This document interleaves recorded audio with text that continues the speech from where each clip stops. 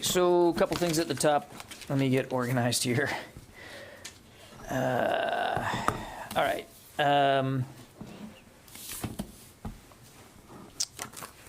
So I can announce today that the President has authorized the Department of Defense to return a small, persistent U.S. military presence to Somalia. This decision was based on a request from Secretary Austin and included advice from senior commanders and, of course, concern for the safety of our troops who have incurred additional risk by deploying in and out of Somalia on an episodic basis for the past 16 months. We're evaluating the appropriate timing and the next steps for implementation of this order. So we're just going to have to give us a little time, and we're working our way through exactly what this is all going to look like. I don't have any additional details for you right now. I want to remind that those forces, as they have been, will continue to be used in training, advising, and equipping partner forces to give them the tools that they need to disrupt, degrade, and monitor al-Shabaab. Our forces are not now, nor will they be, directly engaged in combat operations. The purpose here is to enable a more effective fight against al-Shabaab by local forces, and al-Shabaab has increased in their strength and poses a heightened threat. So again, this is a repositioning of forces that are already in theater, who have traveled in and out of Somalia now on an episodic basis since January of 2021. Our view was, the Secretary's view was that that episodic engagement model was inefficient and increasingly unsustainable.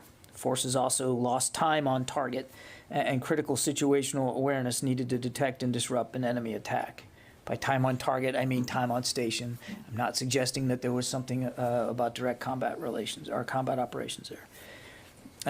Shifting to a persistent presence will not change the mission, and it will not imply substantial changes in resources. We're working now to evaluate local conditions, including those following the Somali presidential election yesterday, and we're engaging partners in the region, including the Somali government, to determine the best way forward. That is as far as we're going to be able to go on that one today. Also, on Tuesday, after a 2-year hiatus due to the COVID-19 pandemic, the Association of the U.S. Army and the U.S. Army Pacific Command will convene their 3-day Land PAC Symposium and Exposition in downtown Waikiki. Land PAC is the premier land forces symposium and exposition in the Indo-Pacific region, bringing together government, academia, industry, and many of our allies and partners. Over 25 countries are expected to participate in person this year. It will run from the 17th to the 19th, and many of the panels and press conferences will be live streamed on Divots. And I'm told that you guys should already have in your email inboxes the feature link page for Divots, so you can access that. Okay, we'll go to questions. Ben from AP. I know you said you didn't want to have the details, any further details on Somalia, but can you tell us what components will be made up of that and what branches? Yeah, it's not that I didn't want to have the details. I'm not going to be able to provide additional details in terms of what that's going to look like. I'd refer you to AFRICOM to speak to that, but I doubt seriously that they're going to get into actual unit designations, Ben. Okay. Yeah, Jen. John, can you discuss what the security guarantees you plan to give to Sweden and Finland while they apply to NATO, given that it could be an 8-month to a year-long process? What are the bilateral sort of security guarantees you're willing to? Yeah, so I think that's farther afield of where we are right now, Jen. They haven't even made a formal application to NATO. So there's a multi-step process here going from application to accession. And I don't want to get ahead of where we are. What I said last week applies today. These are 2 countries with modern militaries. They're 2 countries that we have operated and exercised with. We know them, they know us. From just a bilateral U.S. relationship perspective, there's a level of comfort there, and we're confident that should there be capabilities or support that either nation might need in the interim between application and accession, that we'd be able to work something out with them. But I don't want to get ahead of where we are right now. And what is your reaction to Putin's response to their informing him that they will likely apply for NATO? I think, look, I'd let Mr. Putin speak for himself. I don't think there was a great shock or surprise that the Russians reacted the way they did about the news of these 2 countries wanting to join NATO. I think there's a few things that we all need to keep in mind. One, NATO is a defensive alliance. It has never, and it does not now pose a threat to any other nation, and that includes Russia. 2, it's not up to Mr. Putin or any other third party to get a veto on whether a nation joins NATO or not. That is between that nation and the other members of NATO to decide. And again, there's a multi-step process here. 3, I think we need to remember who is actually the aggressor here and whose actions probably are motivating those two nations to want to join NATO, and that's Mr. Putin and Russia themselves. They made a decision to invade Ukraine, a nation which also posed no threat to anybody. They made a decision to jump in there with hundreds of thousands of troops, or more than 100,000 troops, and they're the ones prosecuting this war in an utterly brutal way. And all of that can stop right now if Mr. Putin made the right decision. Yeah, Abraham. Yeah. Thanks a lot, John. 2 questions. There's about the Somalia announcement. A lot has been said about there's same level of resources, no change there, but it just seems Yes, that's how I put it. Thank you. So it seems though that there'd be a lot less airlift used, Air Force assets, moving those guys back in, the operators into and out of Somalia. And then second related question, the Air Force is divesting 100 MQ-9s to another government agency. Can you say what agency and if those will go to Africa? I don't have anything on that one. I'd refer you to the Air Force. I don't have any information about divestment of unmanned systems. That's really an Air Force question to take. But look, I mean, as we called it, episodic. We did not feel, the Secretary did not feel that that was in the best interest of helping partner forces go after a continued and in fact heightened threat by al-Shabaab. So we believe this is the best, most efficient way to continue that mission, the advise and assist and training mission. And by having a persistent presence, it's possible that there will be a diminution, if you will, on transport back and forth, I think. But in general, Abraham, I mean, this isn't going to make a huge difference resource-wise, and it's just the right thing to do. I mean, the advise and assist mission, as we've seen in many places around the world, is best done when you're on site and you can develop those relationships and keep those conversations going and stay as relevant as possible when you're coming and going. That's a little bit, that contact is a little bit harder to work. Barb? The opportunity for more ISR from Somalia? I'm not going to get ahead of where we are, Abraham. I mean, those are questions that only General Townsend at AFRICOM can speak to. The point is, al-Shabaab remains a threat. And that threat we assess not only continues but is increasing, and we believe this is the best way for us to continue what has remained a very valuable advise and assist and training mission. It's just this is a better way to do it. Barbara. On Somalia, can you tell us? You said the threat is increasing. Specifically, as much as you are able to, what is the al-Shabaab threat right now to the U.S. and U.S. interests? Do you believe al-Shabaab is capable of actually carrying out an attack outside now? They've done it in the past, but now carrying out an attack outside of Somalia. Do they have the capability to do that? Because you're doing this, you say, because the threat's increasing. And on the advise and assist, in the past, U.S. troops did accompany Somali and African forces into the field for advise and assist on their missions, but staying behind the so-called last cover and conceal position. Will that still be the rules of the road for U.S. troops, that they will, in the advise and assist role, go out into the field on missions, but stay behind any so-called, sort of line of contact, if you will? I'm not going to get into specific ROE from the podium. I don't think that would be a valuable thing to do. The advise and assist mission that we've been conducting will continue. It's just that now our troops won't be coming and going. They will have a persistent presence there. So there's really no change to the way in which we've been doing advise and assist. As for the increasing threat, again, I want to be careful not to, get into specific intelligence here, but this is al-Shabaab continues to conduct attacks, certainly there in Somalia. They have been capable of conducting attacks in the region. And we know that in the past they have expressed at least the intent and desire to attack outside the region, including against American interests. So we're watching this closely. This is not a threat that's going away. Again, it's not like we haven't been doing anything in Somalia at all. That's not true. It's just the Secretary believes, and the President has approved his recommendation that that a better, more efficient way to get at that threat is to have a more persistent presence. But it'll be a moderate presence. It'll be the work they'll be doing will be deliberate to the threat. Very quick Ukraine follow-up. Do you have anything currently on the status of Kherson and the extent to which Ukraine forces may be operating, trying to push the Russians back? In Kherson? In and around Kherson, do you have any status on Kherson at the moment? Again, being careful that not to get into too much tactical detail here in Ukraine. Our assessment is that that Ukrainian and Russian forces continue to come into contact and conflict with one another around Kherson. The Ukrainians, as you know, prevented the Russians from moving from Kherson to Mykolaiv, that town to the northwest on the northern coast of the Black Sea.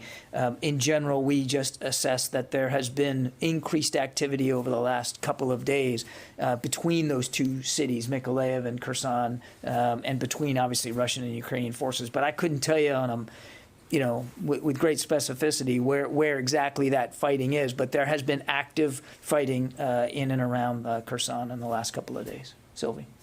To go back to Somalia, at the beginning of his mandate, President Biden decided to limit the number of airstrikes, especially in Somalia. So does this decision to go back on the ground means that airstrikes are going to resume? I think we'll just let the mission play out here, Sylvie. I'm not going to be able to predict for you whether and how and to what degree activity like airstrikes are going to increase or decrease going forward. The mission is not one of combat operations for our troops. It's advise and assist. And I think I'd leave it at there. Yeah. Why now? Was there a specific incident that caused No. Secretary Austin to ask for a change? No. I mean, this is something, this is an outgrowth over many months of talking to General Townsend at AFRICOM and getting his fingertip feel for what's going on. It's been a result of watching the al-Shabaab threat as they have continued to pose that threat in Somalia and in the region. And again, this was an outgrowth of a very deliberate, mature, reasonable policy process here at the Pentagon to come up with a recommendation, again, based on the advice and counsel of General Townsend, as well as the chairman, General Milley, about what the best way forward for this advise and assist mission. And again, we believe it's the right thing to do to be there in a more persistent way. But again, the mission is not changing. Moshe. Quick one on Ukraine. On Kharkiv, a senior defense official earlier said that the Ukrainian military has been able to gain ground, pushing the Russian forces closer to the Russian border within 3 to 4 kilometers. I was wondering if you could provide any more detail. Specifically, have Russian forces been pushed back across the border? I don't have more detail than basically that. We do assess that to the north of Kharkiv, the Ukrainians have been able to push Russian forces back. They are regaining ground and territory that the Russians had occupied north of the city. I couldn't tell you with great granularity exactly how far, or whether some of those forces have been actually pushed over the border and some are not. And I also would caution that it's possible that there may still be Russian forces that are still closer to the city in other areas. So generally do agree with the assessment that they have been able to regain territory north of the town. We've also seen them regain territory east of Kharkiv. It's not really fair to call it a town, it's a big city. But I can't get much more specific than that, unfortunately. Yeah, Joe. Thanks, John. Two questions. First, you had alluded to a risk to troops in Somalia from this rotational model, and I was wondering if you could say more about what kind of force protection risk there was. Well, without getting into the specifics of force protection and what we do to put that in place, I mean, the constant coming and going. I mean, that if you're trying to do advise and assist, and you're trying to develop those relationships, if you're coming and going, it's harder to do that, which doesn't make the mission any easier to accomplish. And then just the travel in and out incurs a time and additional potential risk here. So we just think it's the right thing to do.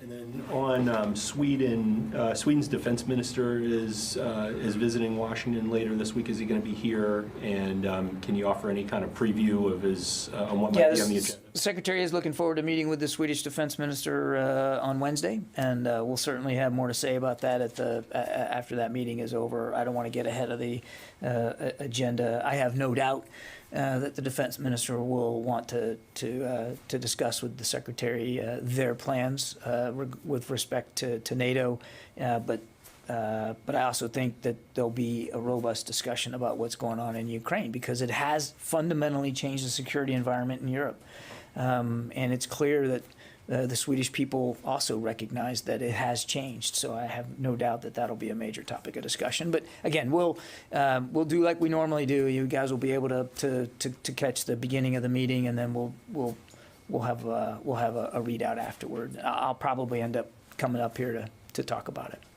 Travis. Thanks, John. Two questions. The first on Somalia. It appeared from other reporting that part of the Secretary's justification to the President was that this will allow the targeting of specific leaders within al-Shabaab. Can you confirm that? I'm just going to say that it will allow us to do a better, more persistent job of advising and assisting the Somali forces, our partner forces there, as they go after al-Shabaab.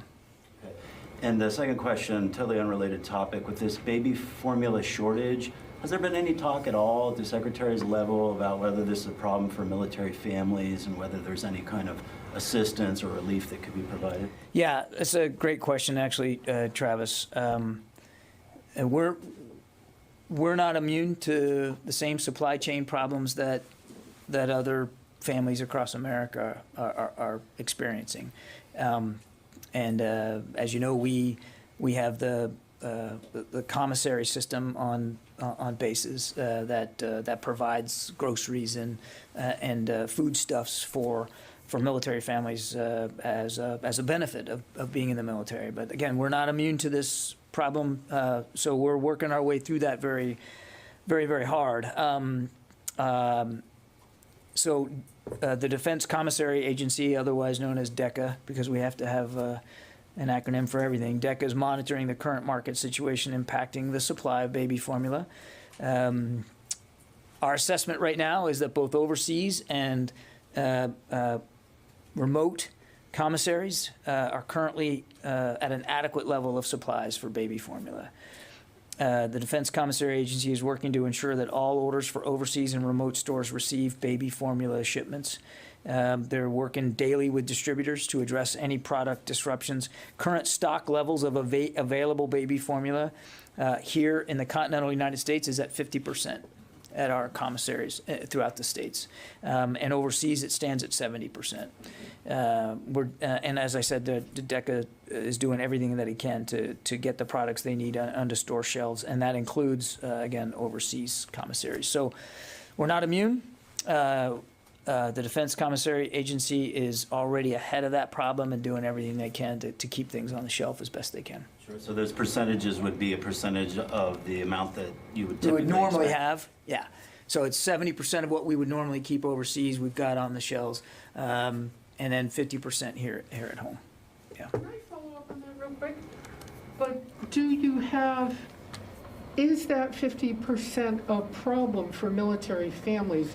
Do you have any indications or reports yet at any bases in the United States that families cannot get the supply they need because only 50% is available? And are you able to replenish and maintain that 50% at least? We're working on this very, very hard, Barbara. I know of no indications. That's not to say that I can't speak for every military family at every base and what every commissary has on any given hour on their shelves. But we did check with the Defense Commissary Agency, and right now, today, they assess that throughout the United States, there's a 50%, what they normally would have. They've got 50% of what they normally would have on store shelves. And 70% overseas. But I couldn't speak to every individual commissary or every individual military family. What we can say is that we aren't immune to the same supply chain problems that the rest of the country's facing, number one. Number two, we obviously take it very, very seriously, our responsibility to make sure that the kinds of things our families need to take care of themselves, to feed their children, we take that very seriously too, and we're working very, very hard at that. And the Defense Commissary Agency, as you would expect them to do, are monitoring this situation as closely as they can, and particularly for overseas, they're working closely with distributors to make sure we can keep those stocks up. Because in overseas, it's always not as easy for our military families to get foodstuffs in some overseas, and particularly remote commissaries. Yeah, in the back there. Thank you, sir. Yesterday, a video was released from Mariupol of what seemed like burning munitions falling over the steel plant. And a British military expert says that it could be white phosphorus. Is there any word from the Pentagon about that? Any confirmation? Can't confirm that. Yeah. Let me go back to the phones here. Matt Saylor from ABC. Hi, John. Thank you. On unidentified aerial phenomena with Ronald Moultrie and Scott Bray on the Hill tomorrow to discuss recent DoD findings. I just wanted to see if you could give any preview of what we might expect out of that. And also, if you could say, when is the last time that Secretary Austin was briefed on the ongoing UAP research by DoD? I'll have to take the question on the last time he might have gotten a brief. I'm not tracking that, Matt. Look, as I said last week, we look forward to getting a chance to testify to Congress about the work that we're doing to get a better handle on the process itself. I'm not going to get ahead of a hearing that hasn't happened yet, but I know Mr. Moultrie's looking forward to walking members of Congress through how we're going to organize around this effort. And that's really what this is about. It's about organizing around the effort so that there's a common collection process for how these reports get brought into the system, how they get analyzed, how they get investigated, and then how they get adjudicated. That's what we really got to get our arms around. And I think Undersecretary Moultrie is looking forward to that. Jeff Selden. John, thanks very much for doing this. A few on Somalia. General Townsend has been talking about the downside with what he called commuting to work in Somalia since at least April 2021. He noted in June 2021, at that point, al-Shabaab was threatening Somalia, the region, and potentially the U.S. homeland itself. So what finally convinced everyone about a year later that the tipping point had been reached, and now was the time to finally send the troops back to Somalia? Second question on Somalia, what impact will the presence of U.S. forces have on other regional forces that are there, like the forces from the AU, some of which have been leaving? Were there any conversations with them prior to this decision being made? Thank you. I'll let AFRICOM speak to whatever conversations they might have had with the partners in the region. But look, as I mentioned to Sylvie, this isn't about a tipping point. I mean, this was something that we took very seriously through a deliberate policymaking process. This was a decision, the decision to remove the persistent presence was done by the previous administration. This administration came in, wanted to revisit that. We did through a very deliberate policymaking process. It's not as if advise and assist missions weren't happening. They were. We were absolutely continuing to work with our partner forces on the ground to go after al-Shabaab. But you're absolutely right. General Townsend made clear that his view was that it was better to have a persistent presence. His recommendations and those of other senior military leaders were factored into this process, and we are where we are. I wouldn't point to a specific date on the calendar or a specific event and saying, well, that's it. That is what convinced us. What convinced us was having a reasonable, mature, deliberate policymaking decision process to get to this decision. And again, the Secretary made the recommendation and the President authorized it, and we're looking forward to moving forward now. And there's some additional spade work that needs to be done to change from where we are now, episodic events, an episodic presence to a persistent presence. Laura Seligman, Politico.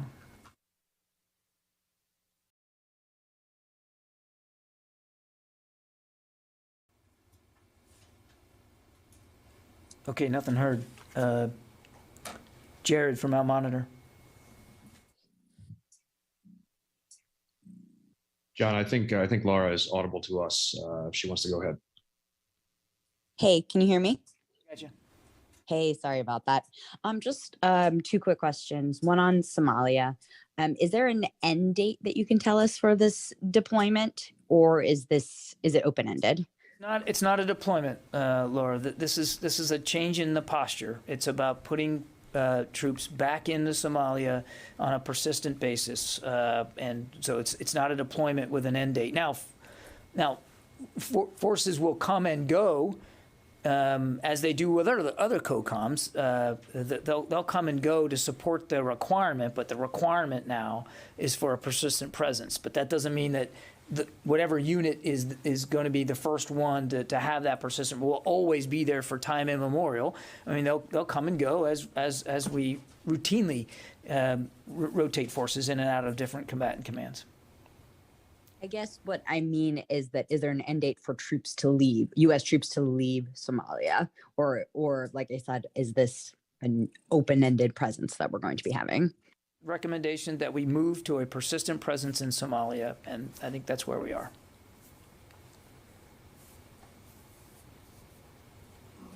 Okay. Did you have another one, Laura? Yes, sorry. Can you confirm reports that Ukrainian troops in that Azovstal plant have surrendered?